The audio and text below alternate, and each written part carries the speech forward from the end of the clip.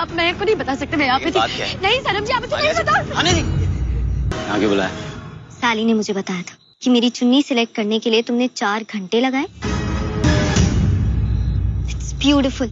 हानिया और मेहर के बीच में हो रहा है झगड़ा। यहाँ पर भाई मेहर ना इस तरीके से गुस्सा कर रही है हानिया के ऊपर कि हानिया को समझ में नहीं आ रहा कि मैं किस तरीके से अपना रिश्ता बचाऊं।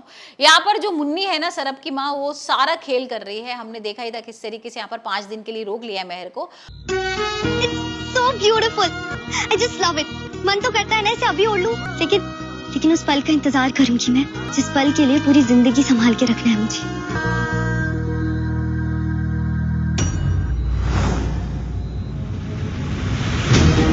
और सरब के साथ मेहर और हानिया दोनों लोग रुके हुए हैं। अब ये दोनों लोगों के बीच में ना फूट डलवा रही है जो उसकी सरब की माँ है। यहाँ पहले वो क्या करती है, मेहर को बोल देती है कि भाई सरब तुम्हारे संग मार्केट नहीं जाएगा, लेकिन हानिया को मार्केट भेज देती है उसके साथ। मैडम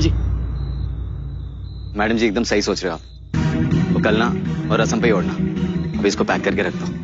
और फिर भड़काती है मेहर को कि देख वो हानिया है ना, वो सरब के साथ चली गई है। और ये सारी चीजें मतलब मेहर को समझ में नहीं आ रही है। वहीं धीरे धीरे करके वो भड़काना शुरू करती है। यहाँ हम देख रहे हैं कि मेहर केक वगैरह बना रही है और वो जो केक होता है ना, वो हानिया से गिर जाता है। चाहिए? 1 मिनट।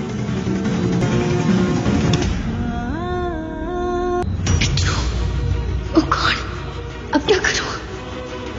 वो एक्चुअली हानिया से नहीं गिरता है, लेओ और उसकी माँ मिलकर ना उसको गिरा देते हैं, मतलब पैर अड़ा देते हैं और वो अचानक से एकदम केक वेक के साथ गिर जाती है।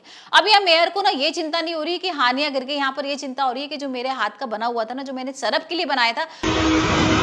मुझे नहीं लगा था कि मुझे कभी प्यार होगा। जिस मर्द से मैं सबसे ज्यादा नफरत करती थी, उससे मुझे प्यार हो गया। I love you sir. वो केक हानिया ने गिरा दिया। अब उसको बहुत गुस्सा आता है। यहाँ पर मेहर को बहुत उल्टा सीधा सुनाने लगती है और इतने में ना सरब को भी गुस्सा आ जाता है। सरब भी उसको बोलता है कि कोई बात नहीं, इसमें हानिया जी की गलती थोड़ा ना, वो तो गलती से गिर गया। अब यहाँ पर वही हम देख रहे हैं कि भाई शॉपिंग वगैरह करने के लिए मेहर गई हुई है मार्केट, और यहाँ इस बात का फायदा मुन्नी उठा लेती है और मुन्नी ना हानिया को भेज देती है सरब के कमरे में और बोलती है कि भाई तुम वहां पर नहा लो और वहां पर कपड़े वपड़े चेंज कर लो।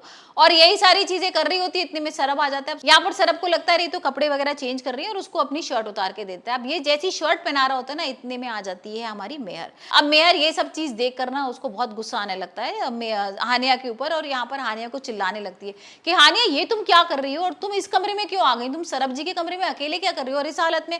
यहाँ पर हानिया कुछ बोल ही नहीं पाती और उससे पहले मेहर उस पर गंदा इल्जाम लगा देती है और बोलती है कि तुम गलत हो, तुम बहुत खराब हो, तुम ये सब क्या कर रही हो यहाँ पर सरब के साथ। और सरब को ये सब सुनकर ना बहुत गुस्सा आने लगता है और बोलता है कि आप कैसे बड़ा इल्जाम लगा रही हो अपनी बहन के ऊपर, आप पहले पूरी बात तो समझ लो। लेकिन यहाँ पर मेहर कुछ सुनती नहीं है, उसको शट अप कर देती है। यहाँ पर सरब इसी बात को लेके बोल देता है मुझे आपसे कोई रिश्ता नहीं रखना, मैं आपसे शादी नहीं करना चाहता।